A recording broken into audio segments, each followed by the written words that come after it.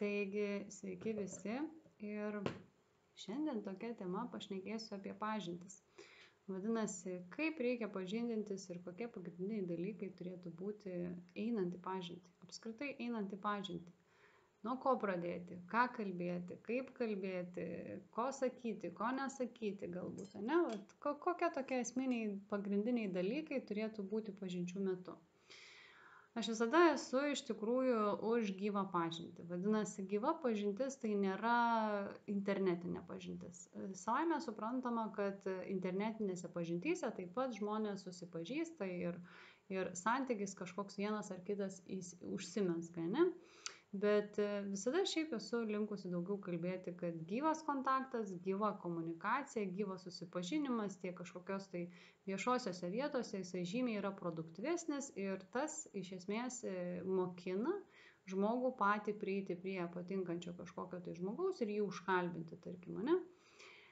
Kas vyksta internetinėse pažintyse? Internetinėse pažintyse tai yra vienas iš momentų, kuris galbūt labiausiai gali klaidinti patį žmogų, tai susikurta fantazija, vadinasi. Tada, kada yra bendraujama internetiniai pažintyje, savaime suprantama, kartais žmonės tiesiog susikuria kažkokias tai vienas ar kitas fantazijas, įsivaizduoja, kad, tarkime, kažkaip tai yra fainai bendrauti, o susitikus būna, tarkime, visai kažkokia kita komunikacija ir panašiai.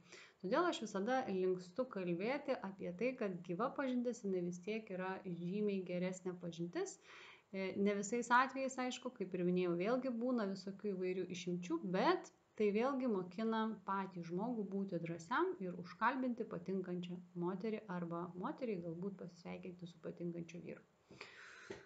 Tai aš apskritai esu tokio požiūrio ir tokios nuomonės, kad ir kaip ten bebūtų, moteris vis dėlto yra tos, kurios renkasi. Tarkime, ne, jos daugiau yra moteriškoj pozicijoje, esanti moteris, jinai daugiau renkasi. Vadinasi, vyras yra kažkoks tai ieškotojas, jisai ieško, ne? Ir kada du žmonės susitinka bendrais interesais, bendrais požiūriais į gyvenimą, bendrom vertybėm, bendram netgi amžiaus kažkokiam tai būvyje, ne? Bendram vidiniam susiformavimui kažkokiu tai tiek vertybių, tiek, kaip ir minėjau, požiūrių į gyvenimą ir panašiai, žymiai yra paprasčiau ir toks santykis yra žymiai paprastesnis. Tai yra visokių įvairių santykių, kurie žmonės ieško tai vienokių, tai kitokių santykių ir panašiai. Kas dabar vyksta šitam momente, ne? Vienas pagrindinių momentų einant į pažintį reikėtų vienas kito paklausti, ko iš esmės jūs ieškote. Kad nevyktų nesusipratimų. Būna atveju tokių, kada žmogus, tarkime, kažko tai ieško, bet nesako, ko ieško. Galbūt pavyks gauti tai, ko noriu gauti, arba dar kažkokie kiti momentai. Tai iš esmės, aišku, žaidimas vyksta tame visame procese, gal pavyks, o gal nepavyks, kaip čia pasiekti, kaip čia nepasiekti, kaip čia ne? Ir panašiai. Tai iš esmės tai yra žaidimo kažkokia tai dalis, bet susitikus dviem žmonėms, suaugusiems žmonėms, iš esmės vyksta viskas žymiai kitaip, vadinasi. Žmonės ateina atviri į santykį kažkokį tai, ne? Ir kada žmogus klausia, kad man reikia, pavyzdžiui, kažko tai tokių tam tikrų momentų, vadinasi, žmogus kitas gali atsakyti ir gali tai suteikti. Kitas dalykas, kai kitas žmogus irgi kažko tai būtent ieško ir kažkas jam yra svarbu, irgi vėlgi jisai apie tuos savo poreikius ir norus atvirai kalba antrajai pusiai, galbūt būsimai, ne? Ir tada viskas tampa aišku, kas ko ieško. Va čia ir yra esminis toks pagrindinis dalykas – būti atvirais. Mes greičiausiai turime kalbos dovaną ir kalbos dovaną mes ne šiaip savo ją turime, mes turime tam, kad galėtume komunikuoti ir kalbėti vienas su kitu. Vadinasi, kada yra poreikis kažkoks tai vienas ir tiesiog tai yra atvirai sakoma. Aš noriu paminėti vieną pagrindinį momentą, kas iš esmės yra ganėtinai svarbu – išeiti iš kažkokių tai vidinių gėdos jausmų. Vadinasi, nieko nėra apskritai gėdinga, apie viską galima kalbėti, apie savo poreikius ir apie savo norus. Vienas žmogus gali jums sakyti, kad ieško rimtų santykių, nori kurti šeimą galbūt, jisai jau yra pasiruošęs šeimos kūrimui ir ten dar kažkokiems kitams momentams, o kitas žmogus gal tiesiog nori, jam, pavyzdžiui, kelionės labai yra svarbu. Pavyzdžiui, jis nori keliauti tik tai. O kito žmogaus požiūrėje nėra iš vis kelionių kaip kažkokio tai momento ateityje, o jisai yra pasiruošęs, tarkime, kurti šeimą. Tai rodo tiesiog dviejų žmonių skirtingus poreikius ir skirtingus norus. Dažnu atveju kartais netgi būna tokie momentai, kad žmonės išsiskiria dėl šitų skirtingų pažiūrų. Vadinasi, vienam reikia vienų kažkokių tai momentų, o kitam reikia kažkokių kitų momentų ir tiesiog nėra susiėjimo. Vadinasi, vienas ieško vieno, o kitas ieško visai ko kito, ne? Tai va, tai šituose momentuose labai svarbu iš esmės pirmųjų pažinčių etapuose, aišku, ne per pirmas ten pažintis, per pirmus susitikimus galima apie tai kalbėti, tai vėlgi priklauso nuo konteksto, kaip viskas vyksta, bet iš esmės apie tuos dalykus reikėtų kuo anksčiau prakalbėti ir tada nelieka kažkokių tai nesusipratimų, galima sakyti taip, tiesiog du žmonės eina tada į santykį arba neina į santykį ir panašiai. Dabar dėl ko aš taip kalbu, kad svarbu tas atvirumas. Dėl vienų pagrindinių priežasčių. Pavyzdžiui, jeigu žmogus ateidamas į santykį ieško rūpestingumo, arba ieško, jam yra svarbi, pavyzdžiui, kaip pakalbėkime, kaip meilės kalba, jam yra svarbu, kad moteris gamintų namuose maistą, pavyzdžiui, kad moteris būtų dažnai namuose, ar jam yra labai svarbu aktyvi moteris, kad su juo eitų kažkokį tai hobį ir panašiai, ir panašiai, ir panašiai. Todėl šituose momentuose kitas žmogus, jisai automatiškai gali atsakyti, ar galės suteikti tuos dalykus savo antrajai pusiai. Galbūt moteris net neturi savyje to tam tikrų įrankių, kurios galėtų, ar tarkime kažkokių tai momentų, kurios galėtų įduoti savo antrajai pusiai, būsimai antrajai pusiai. Ir tas pats ir vyras, ne? Tarkime, moteris kažko tai nori iš vyro ir tada sako, aš negaliu tau šiandien to duoti.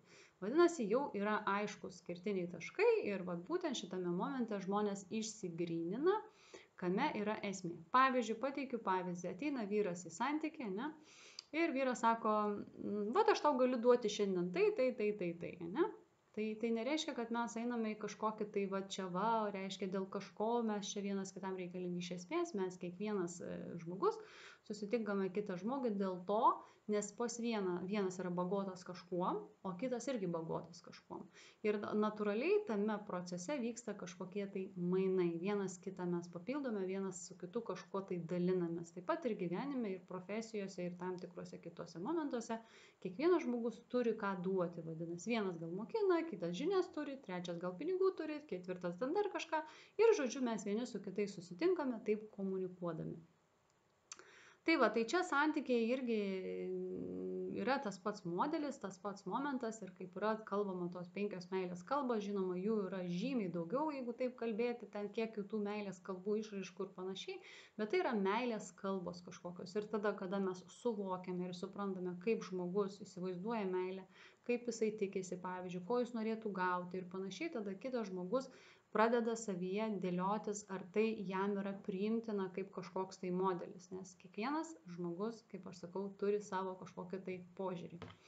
Santykiuose, žinoma, įsigilinantiems santykiams, žmonės trinasi, apsitrina, kažkur tai komunikuoja, kažką tai keičia, vienas prie kito derinasi, ieško bendrų kažkokių tai tam tikrų dalykų, kad tas santykis gautųsi gilesnis ir dar kartą gilesnis. Tai va, tai čia šitoj vietoj kalbu apie pačios pradžios, pati pradžia. Vat žmonės du susitiko komunikuoti. Pavyzdžiui, susitiko du žmonės, susitiko šnekėti prie stalo, susitiko ar restorane, ar kavinėje, ar nuėjo pasivaikščioti ir panašiai. Vėlgi šitame momente labai svarbu paklausti, kur kas kaip susitinkam, ar ten kokioje vietoje, o galbūt kažkoks tai restoranas patinka, arba galbūt kažkoks maistas yra mėgiamas. Ir labai svarbu pirmuosiuose pažintyse vienas su kitu pažindintis. Viena didžiausių klaidų iš esmės yra santykyje, kada žmonės du susitikę nepažįstami žmonės, jie pradeda kalbėti apie kitus žmonės arba kažkokias problemas ten ar dar kažką. Šitas yra X-as. Ta prasme, šitų dalykų daryti negalima, nes tada jau jūs nešate į tą santykį ir pradedate įnešti į tuos santykius kažkokius tai žmonės, kurių apskritai nėra ir nei vienas, nei kitas apskritai nepažįsta. Galima kalbėti apie šeimos narius ten po kažkurio tai laiko, ne, bet iš esmės tas šeimų narių kišimasis, vėl kišimas kažkoks tai, ne, vėlgi tai įveda tam tikrą santykį, tam tikrų peripetijų. Šiaip nepatartina būtų pačiuose pirmosios pradžių etapuose ir pažintise kalbėti apie kažkokius tai šeimos narius ar ten dar kažkokius kitus asmenis. Vadinasi, konkrečiai susipažinimas vienas su kitu. Pirmos pažintys, pirmi etapai, pirmos žmonių susipažinimo momentai, tai yra, kada žmonės du sėdi vienas prieš kitą ir vienas su kitu pažindinasi, vadinasi. Kas ką valgo, kaip mėgsta, ką mėgsta, kokie požiūriai į tam tikrus dalykus. Pavyzdžiui, ko gyvenime norėtų, kokios svajonės galbūt yra, ne? Kokie hobiai, apskritai kaip masto, kaip dėlioja kažką tai, ne? Ir tai yra momentai patys esminiai ir patys svarbiausi, vienas su kitu pažindinantis, vadinasi. Ne savų problemų kėlimas, ne kažkokių tai analizių, nes kaip ir minėjau, dar viena priežastis, kuri dažnu atveju ilgai neužtrunkantis santykis yra, tai paciento ir gydytojo. Nu, tarkime, ne, ateina du žmonės vienas kitą gydyti. Nu, tarkime. Tai čia yra konsultacija, reikėtų nepamiršti šito vieno pagrindinio momento, vietos ir laiko. Jeigu ateina du žmonės pažindintis, jie ateina du žmonės vienas su kitu pažindintis, bet ne vienas kitą konsultuoti arba gydyti ir dar kažkokius kitus dalykus daryti. Tai čia tokie esminiai dalykai, kas kalbant apie pirmasias pažintis, vadinasi. Vėlgi, reikia nepamiršti dar pagrindinio momento. Vyras, vis tiek yra vyriška pozicija, ne? Ir, moterį afišuoti, tai yra labai gražus gestas ir panašiai. Kaip sakant, duris atidarome vienai, o visa kita visoms, o visa kita dėl vienos. Tai aš visada tą mėgstu frazę vartoti, naudoti, bet šiaip iš esmės, vyrui reikėtų užimti tą vyrišką poziciją ir jam vesti moterį. Dėl to ir sakoma, vyras veda moterį, o moteris už vyro išteka. Tai leidžiasi būti vedama. Tai tokie pagrindiniai momentai, pavyzdžiui, apie pažintis kalbant, ne, ir šitoj tai vietoj vienas esminių dalykų, pirmos pažintis, jos turėtų būti laikas leidimas kartu, vadinasi, netgi įvairios situacijos, įvairios vietos, ar tai kaip viešoje erdvėje jūs jaučiatės, ne, kaip jūs atrandate kažkokių tai bendrų, kaip čia pasakyti, situacijose, kaip jūs reaguojate.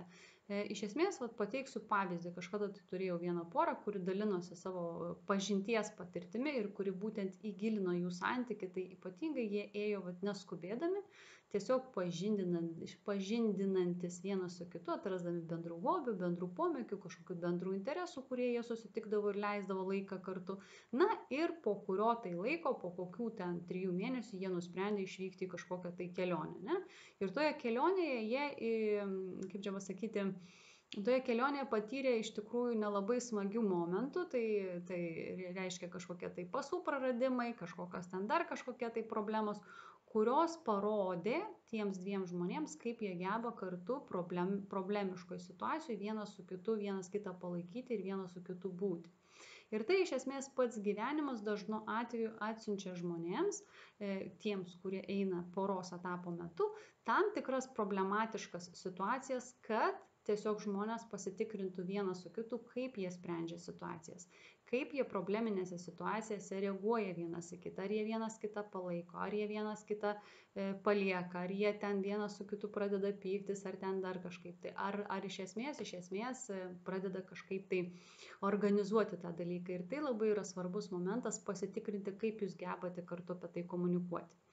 Dar norisi paminėti pabaigai šitą momentą, kad santykiuose, iš esmės keliaujant santykių metu, jeigu tai gilinasi santykis, įvyksta visokių situacijų. Ir tik tai žmonės tie, kurie geba pereiti tam tikras situacijas, vis tiek nepalikdami gali vienas kito bėdoje, galima sakyti ir panašiai, tai dar labiau įgalina ir įgilina santykį, išsigryninant, kad vis dėlto jūs esate vienas kitam tinkami žmonės. Tai pagrindiniai tokie dalykai, apie ką norėsiu šiandien kalbėti, tai norėsiu kalbėti pažinčių metu, kada pažindinatės, pažindinkitės vienas su kitu. Kada jūs sėdit vienas prieš kitą, daugiau tame susitikime nieko aplinkui nėra. Vadinasi, jūs esate dviese ir jūs pažindinatės vienas su kitu. Tai yra pats geriausias momentas pradedant santykį. Na, jeigu tai vyksta kažkokie paviršutiniški dalykai, tai galima jau spręsti, kad žmogus yra nepasiruošęs santykiui, tiesiog susitiko galbūt kavos atsigerti, apie kažką tai paplepėti, pavapėti ir viskas. Tai čia tam tikri kiti momentai. Kada žmonės tikrai eina į santykį arba nori santykių, rimtų santykių pavyzdžiui, ne, arba yra pasiruošę ten kurti šeimą ir jau galvoja ne tik apie save, bet galvoja kažkokį tai gerbuvį, kažkokios tai kiti tam tikri momentai, kažkoks ir atsakomybės jausmas yra, tada žmonės savaime suprantama tuos klausimus jie išsikelia, jie pradeda komunikuoti, vienas su kitu šnekėtis, kas vienam svarbu, kas kitam svarbu, tada žiūri, ar tai yra primtina ar neprimtina ir panašiai. Vadinasi, žiūri požiūris, kokie požiūriai yra. Tai va, tada dar norisi paminėti apie tokius momentus, kaip pavyzdžiui, kada žmonės du susitinka ir susitinka skirtingais norais. Tenka girdėti moteris, kada sako, kaip jis taip gali, arba kaip ten gali taip būti, kodėl žmogus tokiu momentu taip komunikuoja, arba taip, žodžiu, tokių dalykų ieško, apskritai kaip gyvenime tokie dalykai gali būti. Tai kiekvieno žmogaus yra pasirinkimas savitas, tą reikia savyje priimti, kad visokių žmonių yra ir visokių žmonių etapų yra ir kiekvienam žmogui skirtingų gyvenimiškų pamokų ir potyrių reikia, tai nereikia paskui ten sakyti, kad kažkoks tikęs ar netikęs ir panašiai. Ne, kiekvienas žmogus atlieka kažkokią tai funkciją gyvenime ir tik tai kyla klausimas, ką su tuo žmogum veiki, arba kodėl eini susitikti, arba iš esmės mes tada, kada netinka kažkas, tiesiog, ne tame etape esame, arba ne tame požiūrėje esame, arba ne tų poreikių mums reikia, arba mūsų poreikiai skirtingi, mūsų požiūriai skirtingi, tada savaime suprantama tokie santykiai, jie išsiskirsto, vadinasi, kiekvienas pasuka savo keliu ir ieško tai, ko reikia. Be jokios pykčio ar ten kažkaip, kaip čia taip gali būti ir panašiai. Tai iš esmės norėsiu šiandien kalbėti apie tą gebėjimą atvirai kalbėti apie savo poreikius. Gali viena moteris sakyti, aš jau pasiruošusi turėti vaikų ir aš galėčiau kurti šeimą ir aš ieškau žmogaus, kuris man svarbu, kad būtų tai. Kad man vyras suteiktų tai, nes taip man tai yra reikalinga ir man tai yra svarbu. Kita moteris gali sakyti visiškai skirtingus dalykus. Gali sakyti, kad jai vaikų nereikia ir jinai nori apskritai surasti vyrą, su kuriuo galėtų kurti biznį kažkokį, tai jiems labai yra svarbu būtent šitie momentai ir jie pradeda tokiu momentu. Kitas vyras gali ateiti, sakyti, aš šiandien dienai neturiu finansinės kažkokios padėties, bet aš žiūriu į moterį, kaip galėčiau susirasti moterį ir man reikia impulso, kad aš galėčiau kurti, pradėti daryti, nes man reikia, pavyzdžiui, daryti dėl kažko kažką. Tai, tarkime, vyrui reikia daryti dėl kažko. Jam reikalinga mūza, kaip aš sakau, ne? Tai šitie momentai yra labai svarbus tiesiog iškalbėti šitos dalykus ir tada, kaip aš sakau, nebus tokių, kad, pradedu santykį, bet gal kažkas čia pasikeis, gal bus čia kažkaip kitaip, o gal čia jisai supras kažkaip tai, arba moteris taip, arba vyras galvoja ten dar kažkaip, tai čia šitie momentai yra... Nereikėtų tokių momentų ten praktikuoti, tai aš verčiau siūlau, kaip sakant, eiti į gyvas pažintis, eiti į viešumą, eiti į tam tikras vietas, eiti užkalbinti patikusias moteris, paklausti, kaip gyvena, kaip sekasi, pakviesti kavos puodelių. Ir tiesiog aš manau, kad nuo to didžioji dauguma žmonių tiesiog išsikalba, pasikalba, neskubėdami, eidami į santykį, taip atvirai kalbėdami vienas kitam apie savo poreikius, norus ir panašiai. Ir svarbu vieną pagrindinį momentą, kad ir kokie norai kiekvieno būtų, priimti tos norus ir džiaugtis, padėkoti žmogui už tai, kad jisai gebėjo atvirai pasakyti tai, ko nori, o kito žmogaus yra teisė pasirinkti, ar jisai nori irgi to paties, ar vis dėlto nori kažko tai kito. Tai šiandien tiek, tada iki susitikimų ir siūlau praktikuoti gyvas pažintis ir pažindintis vienas su kitu tada, kada susitinkate ir žiūrit vienas kitam į akis. Tai šiandien tiek, iki susitikimų.